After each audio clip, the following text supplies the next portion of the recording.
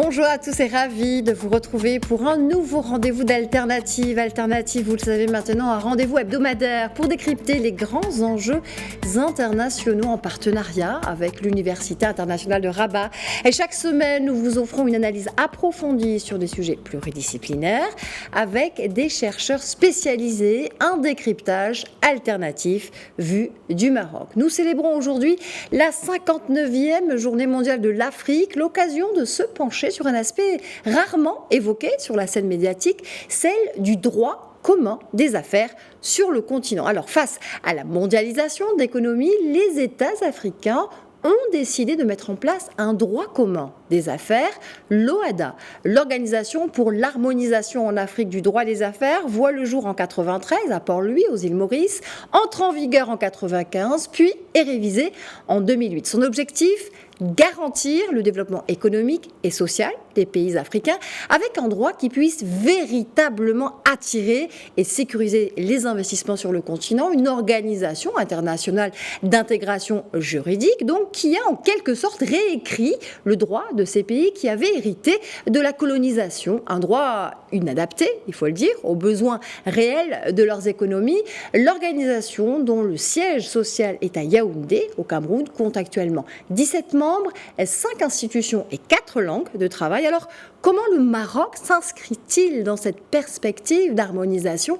On en parle aujourd'hui avec notre invité Othman Tougani, qui est enseignant, directeur des études à l'école de droit au sein de l'Université internationale de Rabat. Bonjour et bienvenue à vous. Bonjour madame, merci chère madame pour l'invitation. Alors, cette harmonisation du droit des affaires en Afrique est un enjeu névralgique, stratégique, au regard de la disparité des économies africaines. Alors, pour poursuivre cette harmonisation, une question se pose d'abord sur les sources du droit qui existent au sein de l'OHADA et celles qui existent au sein du droit marocain. Merci pour cette introduction. Vous avez bien fait de rappeler le cadre, on va dire le cadre général de cette organisation qui est l'OHADA. En effet, et comme vous l'avez évoqué, cette organisation panafricaine née de volonté des États africains s'est fixée tout d'abord dès sa création, comme objectif principal, de garantir de façon continue la sécurité juridique et judiciaire des activités économiques dans ses États membres, par tout d'abord l'élaboration et l'adoption des règles communes, simples, modernes et surtout adaptées à la situation de leurs économies par la mise en œuvre des procédures judiciaires appropriées et par l'encouragement au recours à l'arbitrage pour le règlement des différends contractuels. L'OHADA aujourd'hui a son actif 18 lois communes qu'on appelle actes uniformes qui touchent aux différents domaines du droit des affaires. Il s'agit des lois actes uniformes portant sur le droit commercial général, sur le droit du travail, sur le droit des sociétés commerciales, sur le droit des sociétés coopératives, sur le droit des procédures collectives, sur le droit des sûretés, sur le droit des procédures simplifiées et de recouvrement et sur les voies d'exécution, sans oublier bien entendu, ça c'est très important de le signaler, et porte également sur le droit de transport de marchandises par route et sur le droit de l'arbitrage et sur le droit de la médiation.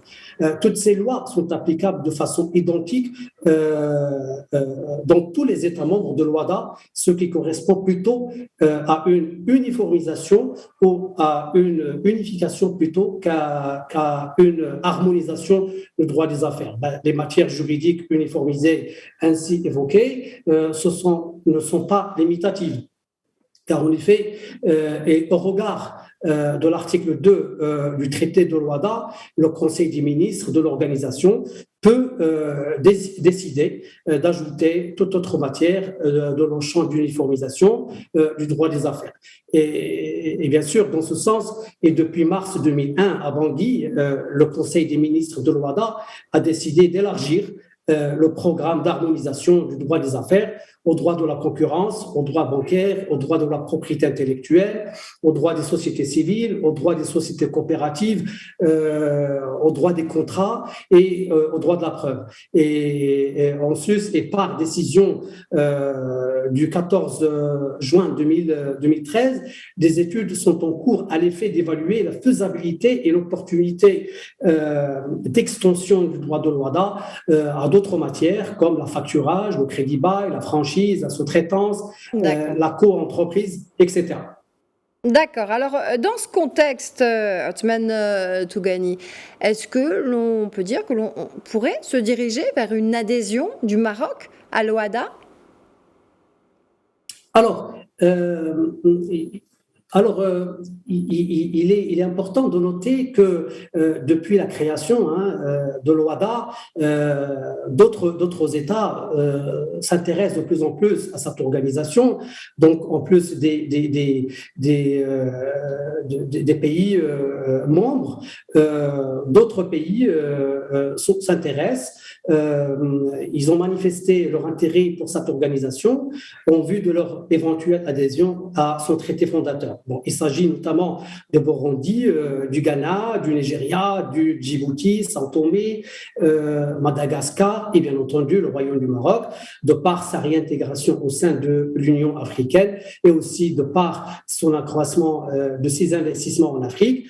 Tout ça a boosté la volonté du Maroc quant à son adhésion au traité fondateur de l'OHADA, car depuis son retour à l'Union africaine, le 30 janvier 2017, et la demande de son adhésion. Ça, c'est très important de souligner un point important, c'est-à-dire l'adhésion du Maroc à la communauté économique des États de l'Afrique de l'Ouest, le CEDEAO, formulé le 24 février 2017.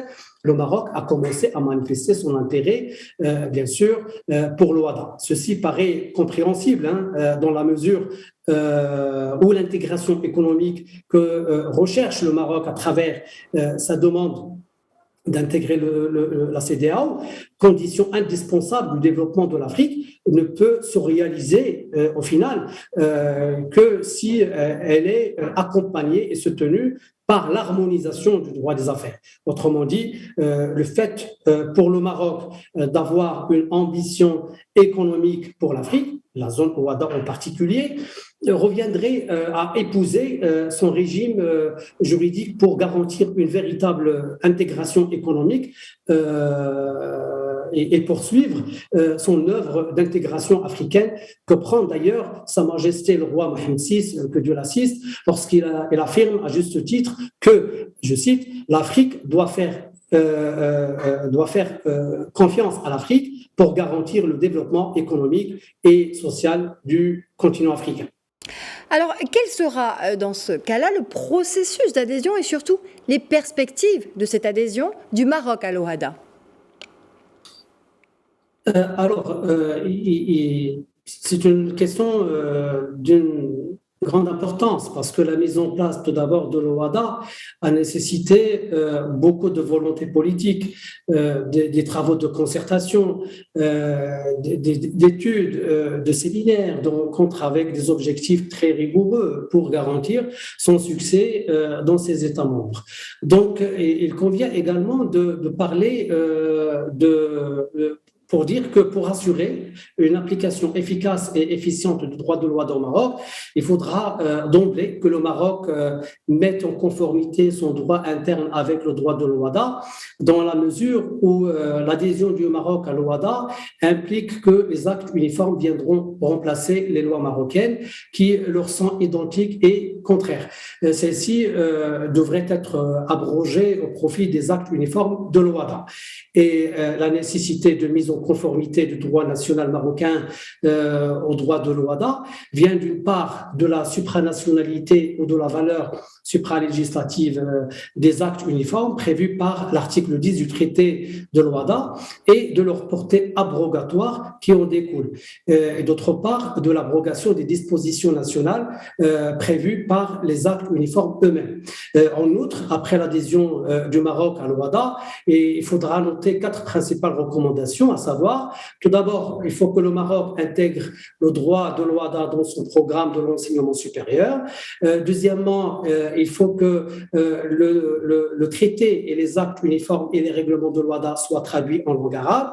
Et troisièmement, que les magistrats et les auxiliaires de justice soient formés en droit de l'OHADA. Et au final, que la Commission nationale OHADA, CNO, soit créée au Maroc. L'OHADA, un train en marche à prendre par l'Afrique et le Maroc. Merci infiniment, Othman Tougani, d'avoir été avec nous. Je rappelle que vous êtes enseignant, directeur des études à l'école de droit au sein de l'Université internationale de Rabat. C'était un plaisir. Merci. Merci à vous, madame. Au revoir. Et merci à vous, c'est la fin d'Alternative. À la semaine prochaine.